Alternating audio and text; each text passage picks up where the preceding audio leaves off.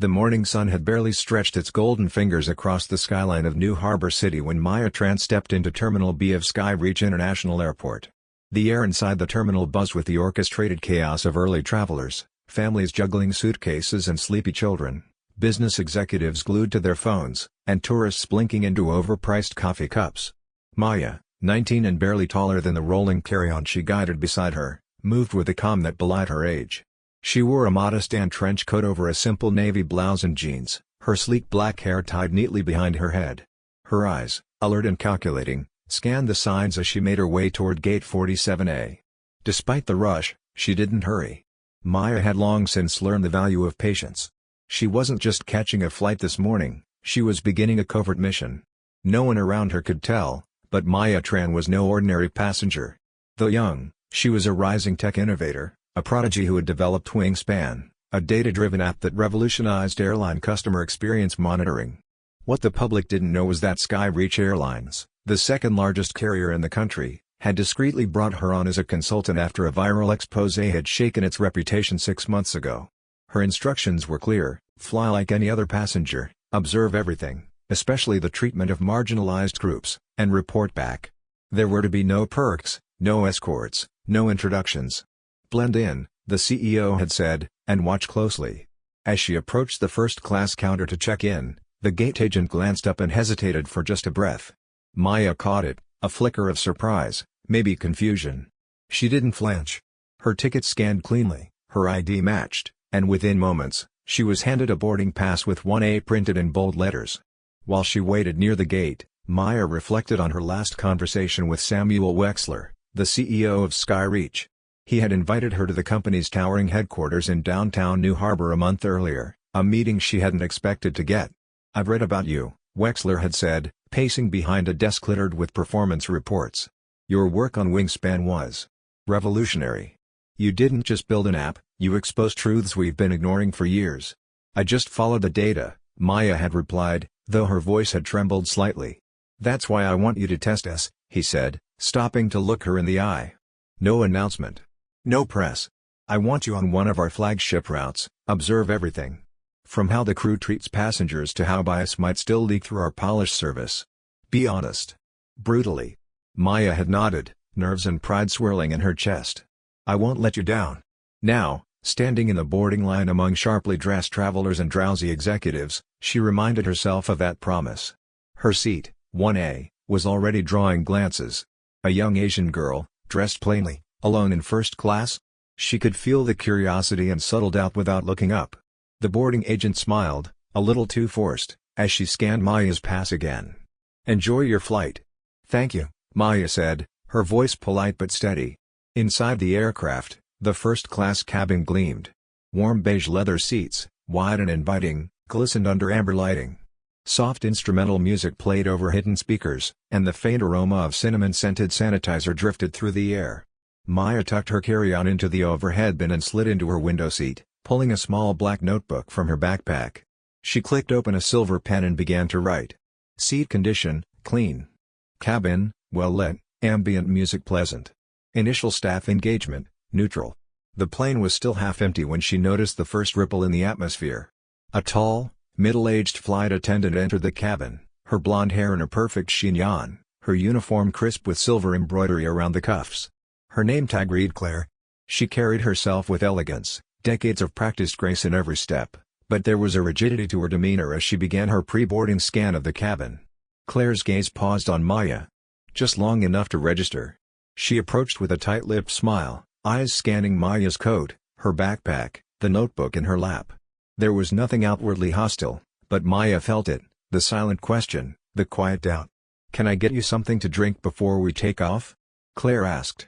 Her tone was perfectly polite, yet devoid of warmth. "Just water, please," Maya replied. Claire nodded, but didn't move right away. Instead, she stood for a second longer, as if waiting for an answer that hadn't been asked. Then, turning, she walked briskly toward the galley. Maya stared at her notebook, her pen hovering. First interaction, courteous, but tightly veiled discomfort. Possible unconscious bias? Note for review. She was used to this. People questioning her presence in spaces she had earned her way into. Rooms where she was assumed to be the assistant, the student, or the mistake. But she didn't let it shake her now. Not today. As the cabin filled, Maya glanced across the aisle and caught the eye of an older woman settling into seat 1B. The woman gave her a small nod. Her gray curls framed a face lined by years, her eyes sharp behind wire-framed glasses. Maya returned the nod, subtly comforted. Unknown to Maya, another set of eyes had noticed the exchange. CEO Samuel Wexler stood behind a tinted glass wall in a VIP lounge above the gate, observing the boarding process through a remote camera feed. Beside him, his assistant Marla made a note on her tablet. "She's doing well," Wexler murmured. "Let's see how the team performs."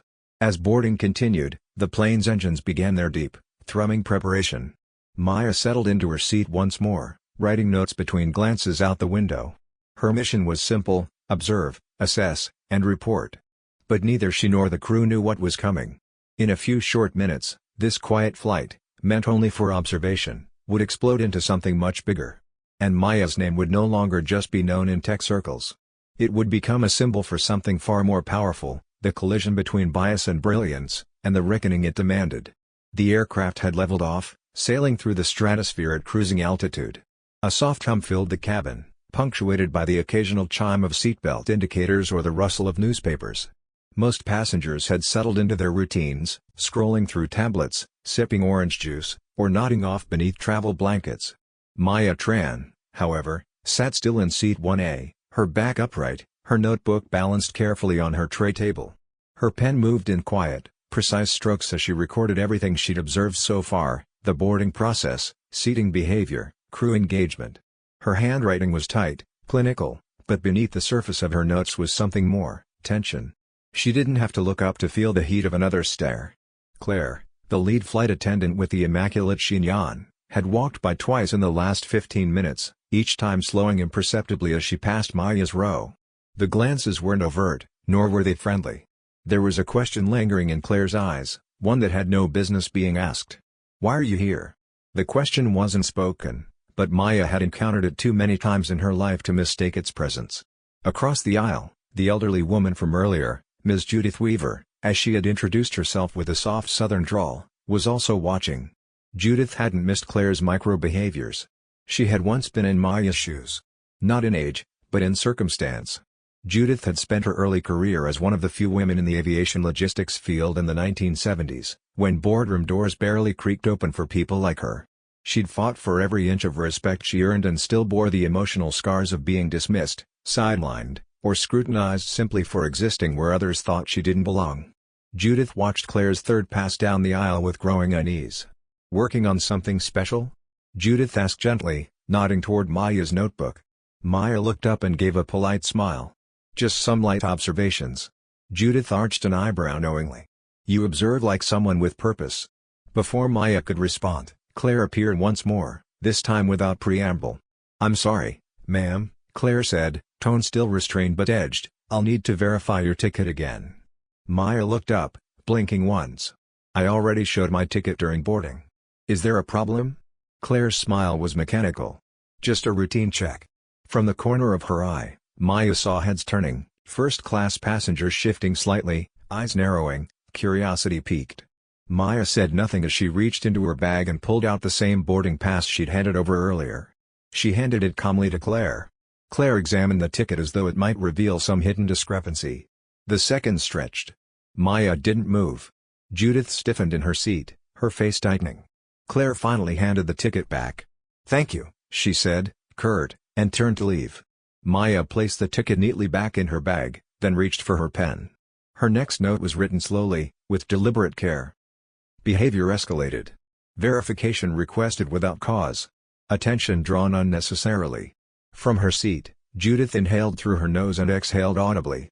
The sound was sharp, a warning note in an otherwise quiet symphony. "That was unnecessary," she said softly, but not to Maya. Maya turned slightly, her expression still composed. "It's fine," she said. "I'm used to it." Judith's brow furrowed. "That doesn't make it right." Maya didn't argue. Instead, she focused on the hum of the engine. She had promised herself she would remain composed. Her job wasn't to confront. It was to observe. But her pulse was quickening. Claire returned to the galley and gripped the counter, her knuckles pale. She told herself this was routine. She told herself she would have done the same for any passenger, regardless of appearance. But something inside her stirred. An uneasy tightness bloomed in her chest. Why did I really check her ticket again? She remembered how confident Maya had looked when boarding, how she had walked in like she belonged. And in that moment, Claire realized the thought she hadn't admitted, not even to herself until now. Maya had made her feel unsettled. Not by rudeness or arrogance, but by presence. The kind of quiet, confident presence Claire had rarely seen in someone so young. And someone who looked like her. The door to the cockpit opened briefly as the co-pilot exited to use the lavatory. Claire turned sharply, caught in the sudden return to procedure. She busied herself with pouring drinks, rechecking inventory. Back in the cabin, the atmosphere had changed. The businessman in 1D, who had earlier ignored Maya completely, now gave her a subtle glance, something between curiosity and concern. The couple in 1C and 1B whispered something between themselves. Judith watched them all with sharp eyes. 10 minutes passed. Claire returned once again, this time holding a tray with bottled water and hot towels. As she passed Maya, she paused, not long, just a second, but enough to reassert control. "Would you like a warm towel?" she asked, the question sharper than it needed to be. Maya responded with a soft, "No, thank you." Claire nodded, then asked, "Mind if I ask what you're writing?" Judith's head snapped toward her. "Is that standard protocol, too?" she asked, voice cool. Claire's composure flickered. "I was just curious." Maya held up the notebook slightly. "Just notes," she said simply. Claire nodded again and moved on, but her spine was stiffer, her pace more forced. Maya wrote her next line. Engagement shifted. Interrogative tone. Heightened scrutiny. This wasn't about water, or towels, or tickets. Maya knew that now. And it wasn't just her who had noticed, passengers around her were starting to observe the odd pattern. Judith leaned toward her again. "I've sat on a lot of flights," she said, her voice quiet, almost conspiratorial. "But it's been a long time since I've felt this kind of tension in first class." Maya exhaled through her nose. "It's always there. Just sometimes it hides better." A few rows behind them, a passenger subtly lifted their phone. The red recording light blinked to life. Judith folded her hands in her lap, her gaze locked ahead. But her voice, still low, held weight. "If this escalates again," she said, "I won't stay quiet." Maya didn't respond, but her eyes flickered with something beyond gratitude, something like strength. The storm hadn't come yet, but the air was charged. And as Maya sat back, notebook in hand, she knew one thing with certainty. This flight was no longer just about data. It was about power. And who got questioned for daring to claim a seat. The cabin lights dimmed slightly as the aircraft soared above the clouds, casting a tranquil glow over the first-class section. Soft jazz played through the overhead speakers, and the flight seemed to slip into a peaceful rhythm. But not for everyone. In seat 1A, Maya Tran remained still, her pen paused above her notebook. She felt the weight of every glance, the invisible tension hanging over her like a mist. Each word she had written in her notes felt heavier now, no longer simple observations, but entries in a growing case study of something darker. She wasn't alone in feeling it. Across the aisle, Judith Weaver sat rigidly, arms crossed, eyes narrowed in quiet fury. She had seen enough. The sideways looks, the repeated ticket checks, the strange insistence on curiosity about Maya's notebook, it was all too familiar. She had lived this before. And she hadn't come this far in life just to sit back and let someone else go through it without support. Claire, the flight attendant, hadn't returned since her last passive-aggressive encounter with Maya. But her absence only magnified the awkward silence among the passengers. Everyone knew something wasn't right. No one wanted to be the first to say it. Until Judith stood. She rose from her seat slowly, deliberately, like she was stepping onto a stage, her poise unshaken despite her age. Conversations faltered. Eyebrows raised. Even Maya looked up, surprised. "Excuse me," Judith said, her voice clear, calm, and confident. "But I believe we all need to take a moment to think about what we're witnessing." Claire had just stepped out from the galley, tray in hand. She froze in place, her mouth slightly ajar. "Ma'am?" Claire said, uncertain. Judith turned to face her. "You've asked this young woman for her ticket twice. You've questioned her notebook. You've treated her differently from every other passenger in this cabin. And I'm asking, why?" The businessman in 1D straightened in his seat. The woman in 1B leaned forward, lips parted, eyes locked on the scene. A subtle red recording light blinked again from a phone camera. Claire's lips parted as she scrambled for her usual defense. "I was just following standard procedure," she replied, but her voice lacked its usual authority. "It's important that passengers comply with crew expectations." Maya slowly stood. Not to confront, but to support. Her voice was soft, but it carried. "I've complied with everything," she said. "I've shown my ticket. I've answered your questions. And yet, here we are." Claire's mouth moved, but no words came. Judith stepped forward, voice steady but ironclad. "I used to work in this industry, Claire. For nearly 40 years. I wore that uniform you're wearing. And I remember what it felt like to be questioned simply for being in the wrong seat. To be seen as suspicious before you'd even said a word. So don't tell me this is procedure. This is personal." There was a collective stillness in the cabin. Claire clutched the tray tighter, her knuckles pale. The confident smile she wore like armor was gone. From the back of the plane, a junior flight attendant peeked into the cabin, alerted by the change in atmosphere. Her eyes darted between Claire, Judith, and Maya. "I think it's time we stop pretending nothing's happening," Judith said. "Because the truth is, we are watching. We've been watching. And you, Claire, are out of line." Claire's throat moved as she swallowed. "I didn't mean." "But you did," Maya interrupted gently. "Even if you didn't realize it." Her voice wasn't angry. It was measured. Sad. Strong. "I didn't come here to cause trouble," she continued. "I came here to observe. To document. To learn how this airline treats its passengers. All of them. Especially those who might not fit a certain image." Claire's tray lowered slowly, as if the weight of Maya's words pushed it down. A new voice cut through the tension. "Excuse me," a deep, authoritative tone said from the front of the cabin. Heads turned.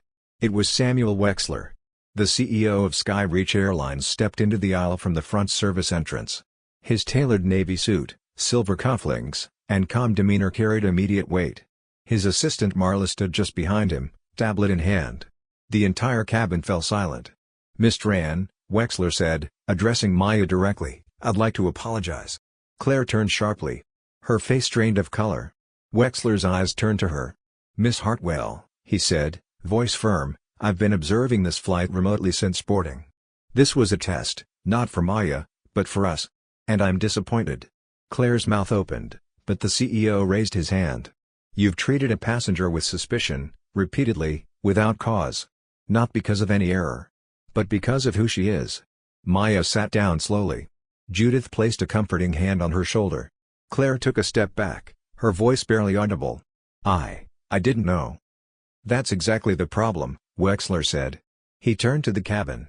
"To all passengers, I want to apologize on behalf of Skyreach Airlines. What you've witnessed today does not represent who we claim to be. But it clearly reflects how much work we still need to do." There was a moment of stunned silence. Then, soft applause from the man in 1D. It spread, tentative, then growing. Not celebratory, but supportive. Wexler turned to Maya. "Your notes have already been helpful," he said. "But your grace under pressure. That's what truly shows your strength." Maya nodded, not trusting herself to speak. Her throat was tight, her heart pounding. Claire, pale and silent, stepped away, disappearing into the galley. Later, after the plane landed, she would be asked to step aside for an internal review. She would feel shame, not for being caught, but for realizing she hadn't been the professional she believed herself to be. Back in the cabin, Maya looked toward Judith, who was watching her with warm, proud eyes. "You didn't have to speak up," Maya whispered. "I did," Judith replied. "Because silence is complicity. And I've been silent too many times before." The hum of the engines continued as the plane crossed into its final hour of flight. But for Maya, everything had already changed. This wasn't just about a bad encounter or an awkward flight. This was the beginning of a movement. The terminal lights flickered above the glass conference room as the sound of rolling suitcases and distant boarding calls echoed outside. In a private wing of Skyreach Airlines Executive Lounge, 3 women sat at a polished wooden table. There was no tension here, only reflection, and something else, resolve. Maya Tran, her black notebook resting on the table like an artifact, sat beside Judith Weaver. Across from them sat CEO Samuel Wexler, his usual composed expression tempered by the weight of the events that had just unfolded. It had been hours since the flight landed. Passengers had long since disembarked, many still buzzing from the mid-air confrontation. Social media had exploded within minutes of the incident going live, #SkyReach bias trended globally, clips from the flight shared thousands of times. And yet, in this quiet room, the mood wasn't one of damage control. It was the beginning of something deeper. "I owe you both more than an apology," Wexler said, folding his hands. "I owe you a commitment." Maya looked at him evenly. "I didn't come here to expose anyone. I came to help you see the parts of your system that most people are trained to ignore." Judith nodded beside her. "And I'm here to make sure we don't pretend this was an isolated incident. Because it wasn't. It's part of a long, exhausting pattern." Wexler leaned back in his chair, visibly taking in their words. "Then let's tear out the roots of that pattern." He gestured to Maya's notebook. "I've reviewed the notes you took. Your insight is remarkable. You didn't just record events, you highlighted behaviors, atmospheres, the subtle moments where things begin to go wrong." Maya didn't reply immediately. When she did, her voice was steady. "Those subtle moments are the ones that matter most. Because they tell us where the cracks in the system really are." Wexler nodded. "I want to bring you in as a permanent advisor. I'm launching a new initiative, and I want you to help build it from the ground up." Maya blinked, caught off guard. "You're serious?" "As serious as I've ever been," he said. "It's going to be called Project Horizon. Its goal is to restructure our passenger experience training, feedback protocols, and crew accountability. You'll help lead it." Maya turned slightly to Judith. The older woman gave her a nod of encouragement. "I'll do it," Maya said, her voice now stronger. "But only if we go all the way. I don't want this to be another corporate apology tour." "It won't be," Wexler said. "That's why I want Judith involved too." Judith raised a brow. "You want me?" He smiled. "You've been through this before. You've seen the industry's evolution firsthand. I want someone in this program who knows what progress really looks like, and what it doesn't." Judith's lips curled into a faint smile. "Then let's do it right this time." Meanwhile, in another part of the terminal, Claire Hartwell sat alone in a small employee briefing room. Her shoulders slumped, her uniform blazer folded neatly on her lap. The walls were blank, the room quiet except for the occasional beep of an intercom outside. The words from the internal review officer still rang in her ears, "You've been placed on administrative leave pending a full investigation." She hadn't protested. How could she? Every time she thought of the look in Maya's eyes, the calm strength of her voice as she confronted Claire's scrutiny, the shame returned in a fresh wave. "I didn't mean to hurt anyone," she had said. But intent didn't matter. Impact did. Claire had always prided herself on being professional. Efficient. Perfect. But now, she couldn't help but ask herself, when did perfection become armor? When did my standards become excuses? In the days that followed, Claire stayed quiet. She avoided calls from co-workers. She turned off news alerts about the viral video. And then, one morning, she saw something on the airline's internal portal, an announcement. Introducing Project Horizon, SkyReach Airlines' new era of inclusive training and accountability. Led by Maya Tran, with senior advisory support from Judith Weaver. Claire stared at the screen for a long time. Then she clicked the link. The first session was open to all staff. Voluntary. Educational. She signed up without hesitation. Project Horizon was born in a sunlit conference center weeks later. The first seminar hosted over 200 employees, pilots, cabin crew, HR leaders, even senior executives. At the front of the room stood Maya, her notebook now digitized into a sleek presentation filled with real data and lived experience. Judith sat nearby, poised with a wireless microphone, ready to share her stories. "I want to begin with the truth," Maya said into the mic. "Bias doesn't always shout. Sometimes, it whispers. But its impact is just as loud." Over the course of the seminar, Maya walked attendees through real passenger stories, interactive exercises, and moments of uncomfortable reflection. Judith, in turn, shared anecdotes from decades ago, moments that mirrored Maya's, separated by time but not by theme. Then, halfway through the session, Maya introduced a new system, a real-time passenger feedback app called Echo Cabin. It would allow travelers to report incidents anonymously and instantly, flagging microaggressions, poor service, or exceptional kindness alike. "No more invisible experiences," Maya said. "We're making the quiet moments speak." The initiative caught fire. Employees began reshaping their conversations. Crew members started cross-sharing stories from flights. Flight leads requested more training. Junior hires asked to be mentored by Judith. And in the third training session, someone unexpected appeared, Claire Hartwell. She didn't speak at first. She sat in the back, notebook in hand, listening. Watching. Judith noticed her immediately but said nothing. Until the end of the session. As the room emptied, Claire approached Maya slowly. "I just wanted to say." She hesitated, voice cracking slightly. "I'm sorry. And not just for what happened.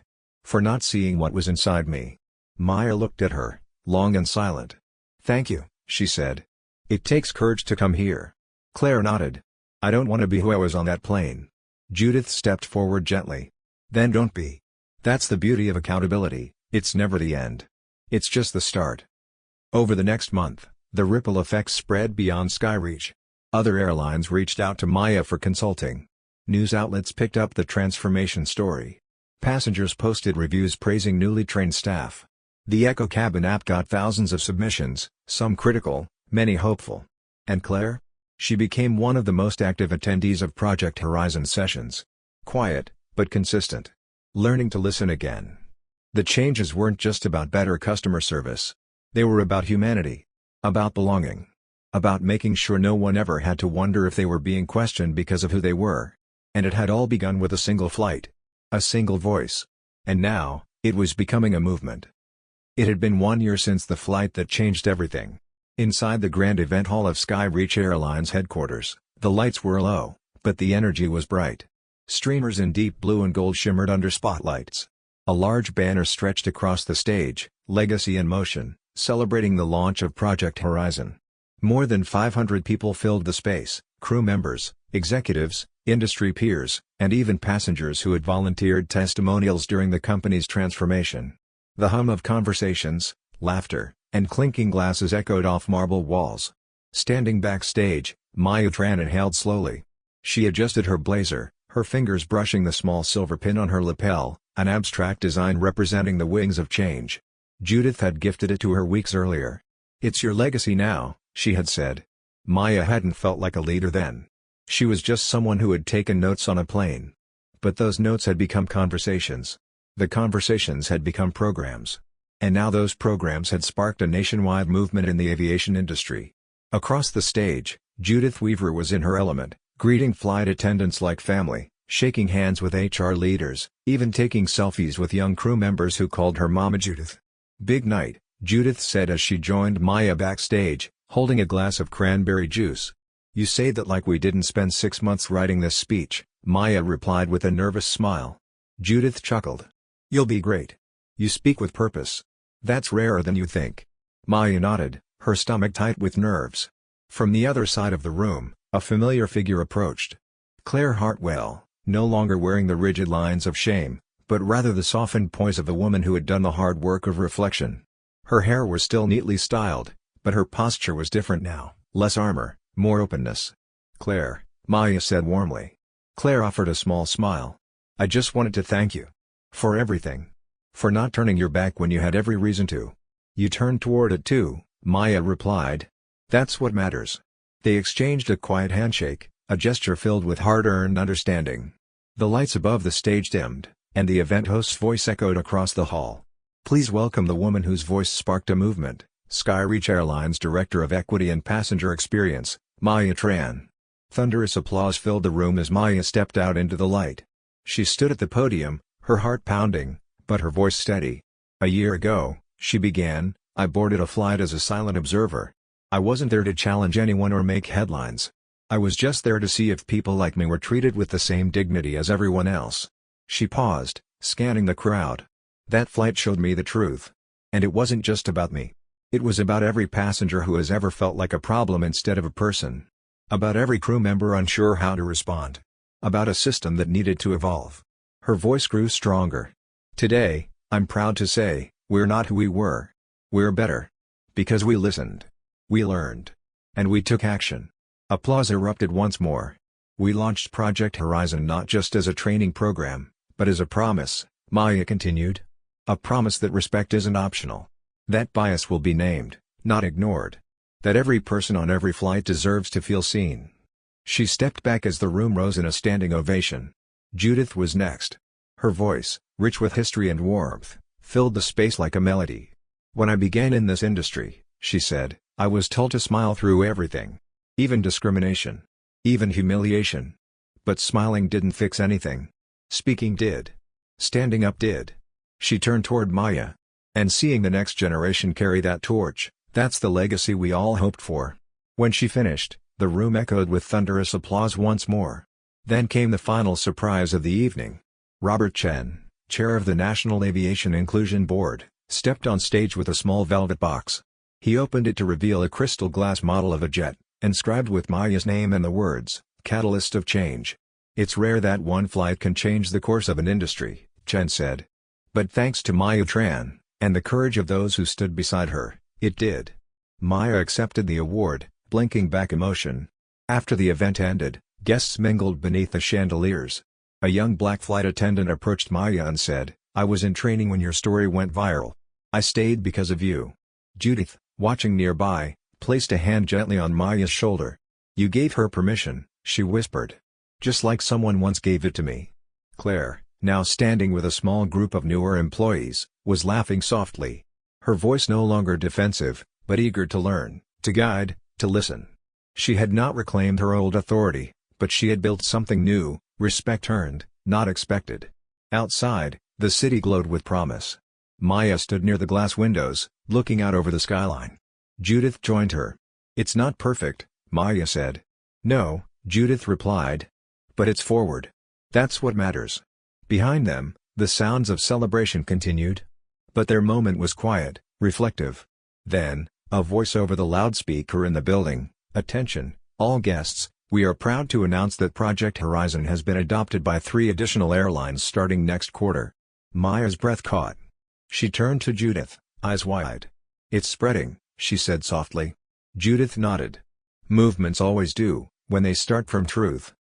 The weeks that followed brought more milestones. Echo Cabin, Maya's real-time passenger feedback app, was updated to allow crew members to submit self-reflections anonymously. Several attendants, including Claire, began mentoring younger hires, using their experiences as cautionary lessons and motivation for growth. Maya was invited to speak at international aviation summits. Judith launched a foundation to support women of color entering aviation careers. Claire joined the advisory board for retraining long-term airline staff, using her story not to defend herself, but to help others recognize where they too could grow. The industry began shifting, slowly, but surely. And through it all, Maya kept writing in her notebook. Not for reports anymore, but for herself. On the final page, she wrote, "Change doesn't always roar. Sometimes, it whispers in the right ears, at the right moment, from the right seat in the sky. And that's how it begins." And so it did. From one flight to a full movement. From a quiet observer to a national voice. From tension in the air to hope on the horizon. Maya the catalyst. Judith the bridge. Claire the learner. 3 women. 1 sky. 1,000 new beginnings. The legacy of change had only just begun.